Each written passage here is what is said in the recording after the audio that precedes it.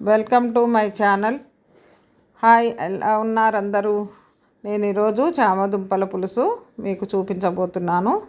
చామదుంపల్ని తీసుకొని దానికి చాలా మట్టి ఉంటుంది కదా, బాగా కడిగి చక్కగా దాన్ని 3-4 సార్లు కడగాలి. మట్టి అంతా పోయేంత వరకు బాగా కడిగి ఒక కుక్కర్ తీసుకొని కుక్కర్లో చామదుంపల్ని వేసుకొని దాంట్లో నీళ్లు పోసి తగినన్ని నీళ్లు పోసి దాని మీద స్టవ్ వెలిగించి దానిపైన మూత పెట్టుకొని 2 విజిల్లు వచ్చేంత వరకు ఉడికించుకోవాలి. 2 విజిల్లు రావాలి. ఎందుకంటే కొన్ని గడ్డలు కొద్ది గట్టిగా ఉండి తొందరగా ఉడకవు. ఒక విజిల్తో అయితే సరిపోతుంది, కానీ గట్టిగా ఉండేసరికి సరిగ్గా ఉడకవు.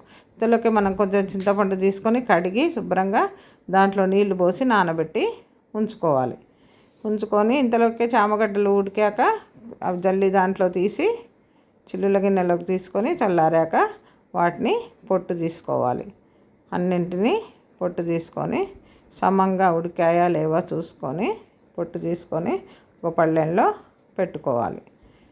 పెట్టిన తర్వాత వాటిని చక్కగా చక్రాల్లాగా తరిగి ఇంతలోకి ఒక పాత్ర తీసుకొని దాంట్లో కాస్త 2-3 చెంచాల నూనె వేసి దాంట్లో పోపు దినుసులు వేయాలి. శనగపప్పు, మినప్పప్పు, ఆవాలు, జీలకర్ర ఇవన్నీ కూడా వేసి కొంచెం కరివేపాకు, కొద్దిగా పసుపు ఇవన్నీ వేసుకొని దాన్ని చామగడ్డ ముక్కల్ని వేయాలి.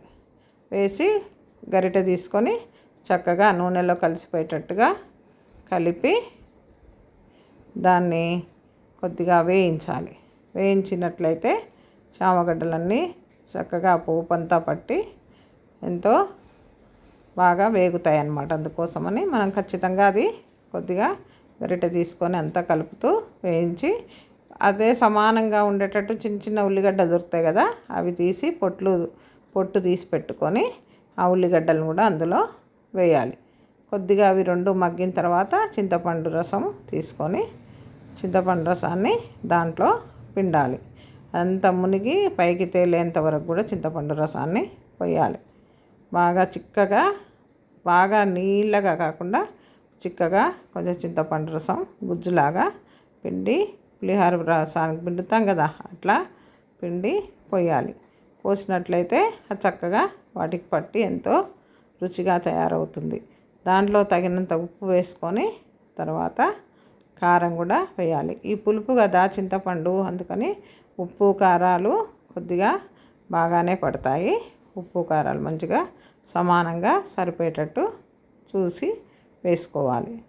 2 చెంచాలు కారం, 1 చెంచాడు ఉప్పు వేసాను. ఉప్పు తగ్గినా మనం మళ్ళీ కలుపుకోవచ్చు, కానీ ఎక్కువైతే తినడానికి ఇబ్బంది కదా, అందుకోసం ఉప్పు తర్వాత అయినా చూసి వేసుకోవచ్చు. అందుకని తగినంత ఉప్పు వేసుకోవాలి. అది బాగా కలుపుతూ ఉండాలి. మధ్య మధ్యలో అడుగంటకుండా కలిపినట్లయితే దాని మీద మూత పెట్టి ఒక 5 నిమిషాలు మీడియం ఫ్లేమ్లో ఉడికించాలి. ఉడికిస్తే ఎంతో రుచికరమైన గుమగుమలాడేటటువంటి చామగడ్డ పులుసు తయారవుతుంది. దాంట్లో మనం ఏం చేయాలి, ఇప్పుడు కొన్ని నువ్వులను తీసుకొని చక్కగా వేయించుకొని చల్లార్చి పొడి కొట్టి పెట్టుకోవాలి. ఆ నువ్వుల పొడి 2 చెంచాలు, ధనియాలు కూడా అదేవిధంగా వేయించి చల్లార్చి పొడి కొట్టి పెట్టుకోవాలి.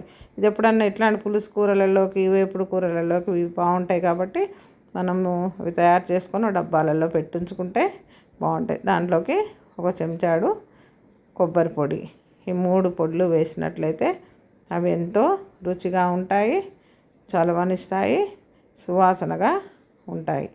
చాలా రుచినిస్తుంది. నువ్వులు చాలా కాల్షియం ఉంటుంది కదా, నువ్వులు వాడితే చాలా మంచిది. ఎండు కొబ్బరి ఆరోగ్యానికి మంచిది. ధనియాలు చాలా మంచిది ఒంటికి, రోజు వాడినట్లే చలవనిస్తాయి, ఎంతో వేడిని తగ్గిస్తుంది, ఒంటికి ఉన్న వేడిని. ఇవన్నీ కూడా మనం వాడుతూ ఉండాలి. తర్వాత పులుపులో ఎప్పుడైనా కొంచెం బెల్లం వేసినట్లయితే రుచి వస్తుంది, కాబట్టి మనము కొద్దిగా అందులో బెల్లాన్ని కూడా యాడ్ చేయాలి. వేసి అంతా కలిసేటట్టుగా చక్కగా మళ్ళీ మూత పెట్టి మూత తీసి అంతా కలిపి చిక్కదనం వచ్చేస్తుంది, వెంటనే దగ్గరికి వచ్చేస్తుంది పులుసు అంతా కూడా. పులిహోర పులుసు ఎట్లా అయితే మనం బాగా మరగబెడితే ఎట్లా వస్తుందో అదేవిధంగా వస్తుంది. కాబట్టి ఎంతో రుచికరమైనటువంటి పులుసు తయారైంది. లైక్ చేయండి, సబ్స్క్రైబ్ చేయండి. Thank you.